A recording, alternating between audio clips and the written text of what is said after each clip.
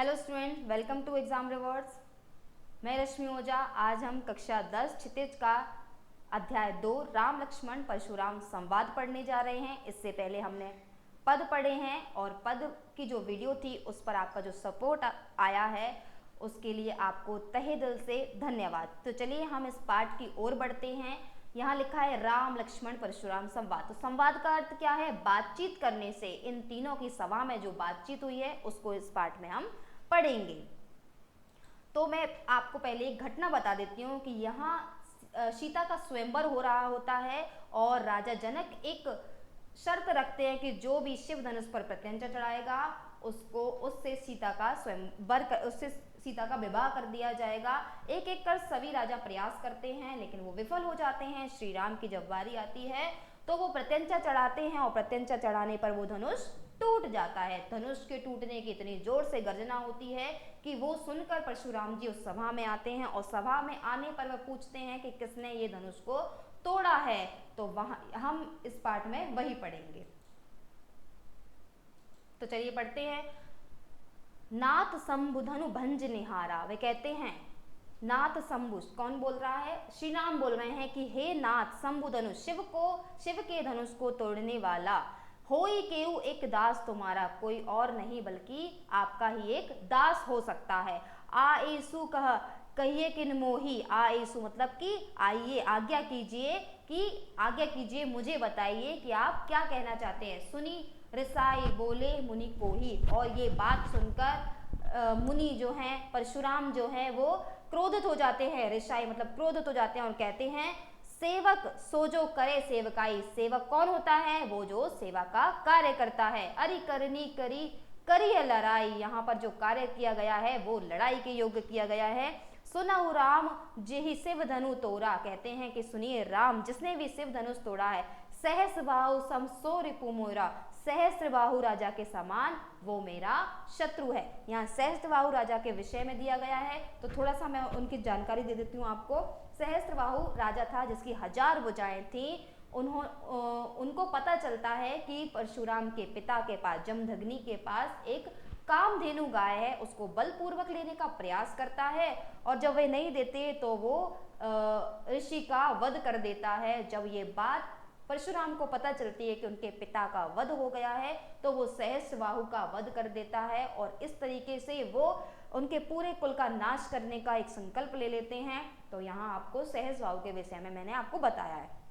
चलिए, सो विलगाओ बिहाई समाजा। वो क्या हो जाइए? विलगाओ बिहाई समाजा। इस सभा को छोड़कर अलग हो जाइए। ना त मारे जही सब राजा। कहते हैं कि नहीं तो यहाँ उपस्थित सभी राजा मारे जाएंगे। सुनी मुनि वचन लखन मुस्काने। सुनकर मुनि के वचन जो लक्ष्मण जी हैं वो मुस्कुराने लगते हैं। बोले परशु धरही अभिमाने। वो परशुराम जी का अपमान करते हुए बोलते हैं बहुधनु ही तोरी लड़काई। कहते हैं कि बहुत सारी धनु ही मतलब धनुषियां हमने बचपन में, लड़काई मतलब बचपन में तोड़ी हैं। कबहु न असिरस कीन्ही गुसाई। कभी भी इस तरीके से किसी ने भी हम पर क्रोध नहीं किया है। जो धनुष का स्वामी है, राजा है, उसने हम पर कभी भी ऐसे क्रोध नहीं किया है। यही धनु पर ममता के ही हेतु। आगे वो कहते हैं कि इसी धनुष पर आपकी ममता क्यों जागृत हुई है। सुनी रिसाई के भृगुकुल केतु। यह सुनकर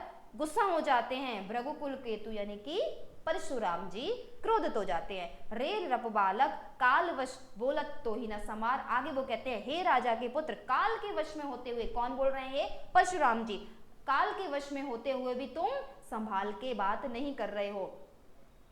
शिव धनु ही सम त्रिपुरारी धरी। धनु विदित सकल संसार। कहते हैं कि धनु ही मतलब तुम, धनु ही सम मतलब इस शिव धनुष को आप किससे तुलना कर रहे हो? जो आपने बचपन में धनुषिया तोड़ी है। क्या तुम नहीं जानते हो कि इस धनुष को विदित सकल संसार, सारे संसार जानता है कि ये धनुष किसका है? शिव जी का धनुष है। लखन कह सिन हमरे जाना। लक्ष्मण जी आगे कहते हैं कि हमारी जानकारी में तो सुनहि देव सब धनुष समाना। आगे वो कहते हैं कि हमारी जानकारी में सभी धनुष क्या हैं? एक समान है। का क्षति लाभ जून धनु तोरे। का क्षति, क्षति मतलब हानि हुई है। जू लाभु मतलब कि लाभ है, जून मतलब कि पुराने धनुष को तोड़े मतलब तोड़ने पर। हमें नहीं समझ में आता है कि इस पुराने धनुष को तोड़ने पर क्या लाभ और क्या हानि है। देखा राम नयन के भोरे, और ये सब राम की ओर देखते हुए बोलते हैं। छुअत टूट रघुपतहु न दोषु, आगे वो कहते हैं कि ये तो छूते ही टूट गया है, यहाँ पर श्री राम का कोई दोष नहीं है। मुनि बिनु काज करिए कत रोषु, आगे और कहते हैं वो कि मुनि आप बिना कारण के रोष कर रहे हैं, यानी कि क्रोध कर रहे हैं।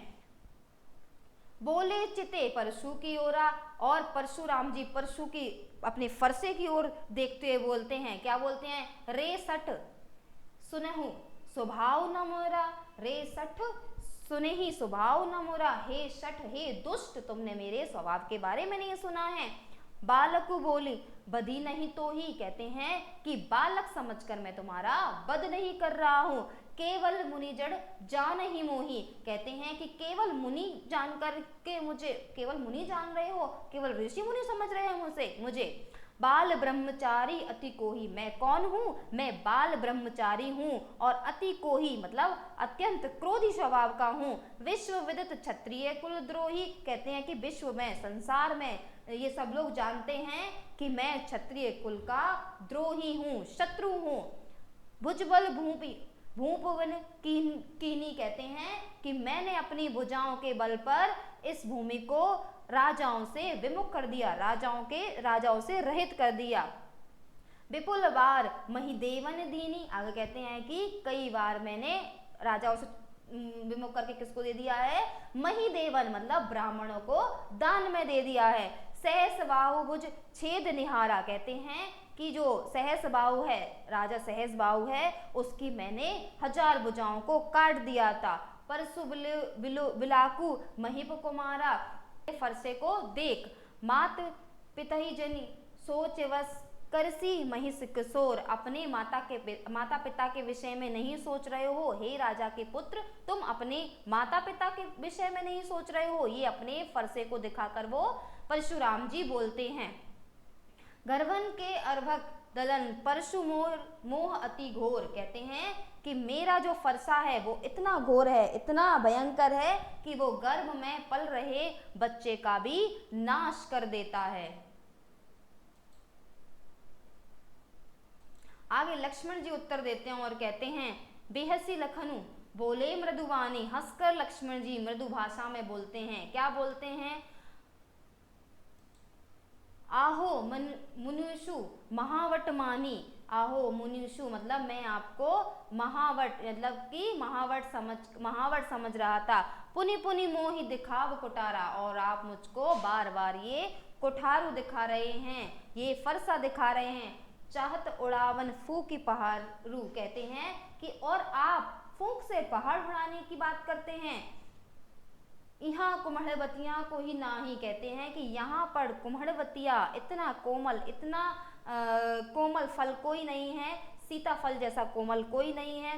जे तर्जनी देखी मर जाही, आगे वो कहते हैं कि ये जो तर्जनी उंगली को देखकर ही मर जाए। देखी कुटारू सरासन वाना, मैं कछु कहा सहित अभिमाना, मैं आपके जो कुठार है, बाण है, तलवार बाण है और तीर जो बाण है, धनुष बाण और कुठार मतलब कि फरसे को देखकर आपसे अभिमान पूर्वक कुछ कह रहा था। भृगुसुत समझी जनेऊ बिलोकु, और मैं आपसे क्यों नहीं कह रहा हूँ, क्योंकि मैं आपको भृगुसुत समझ रहा हूँ, जनेऊ धारण करने वाला समझ रहा हूँ। जो कछु कहूँ सहे रिस रोकू, और जो कुछ कहना चाहता हूँ उसको मैं रोक रहा हूँ। रिस रोकू क्रोध में जो मैं कहना चाहता हूँ उसको मैं रोक रहा हूँ। क्यों रोक रहा हूँ, क्यों मैं आपको भृगुसूत भृगुवंशी समझता हूँ और जनेऊ धारण करने वाला समझता हूँ। क्योंकि सुर महिसुर हरिजन अरुगाई, सुर यानी कि देवता, महिषुर यानी कि ब्राह्मण, हरिजन यानी कि ईश्वर के भक्त, अरुगाई गाई मतलब गाय पर, इन पर क्या होता है, हमरे कुल इन पर न सुराई, कहते हैं हमारे कुल में इन पर प्रहार नहीं करते हैं।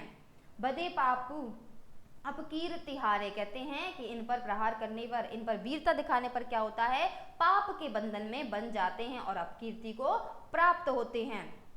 मारत उपा पर ये तुम्हारे, आप अगर मुझे मारेंगे भी तो भी मैं क्या करूंगा, आपके पैर ही पड़ूंगा, आपको प्रणाम ही करूंगा। कोटि कुलिश सम वचन तुम्हारा, व्यर्थ धरऊ धनु बाण कुठारा। कहते हैं कि आपके जो वचन हैं वो कैसे हैं, करोड़ों वज्रों के समान हैं। आपने तो व्यर्थ में ही धनुष बाण और ये जो फरसा है उसको धारण कर रखा है। जो बिलोकु अनुचित कहेऊ क्षमऊ महामुनि धीर। कहते हैं कि जो भी मैंने आपको गलत अनुचित कह दिया है उसके लिए मुझे क्षमा कर दीजिए। सुनी सरोष भृगुवंश मणि बोले गिरा गंभीर। और इतना सुनकर जो भृगुवंश मणि है, किसको बोला गया है भृगुवंश मणि, परशुराम को, वो अपने गंभीर स्वर में बोलते हैं। क्या बोलते हैं हम नेक्स्ट पंक्तियों में पढ़ेंगे। चलिए आगे के दोहे हम नेक्स्ट वीडियो में पढ़ेंगे। तब तक के लिए वीडियो को लाइक करें, कमेंट करें, चैनल को सब्सक्राइब करें और अधिक जानकारी के लिए डिस्क्रिप्शन बॉक्स में दिए गए लिंक पर क्लिक करें। Thank you for watching.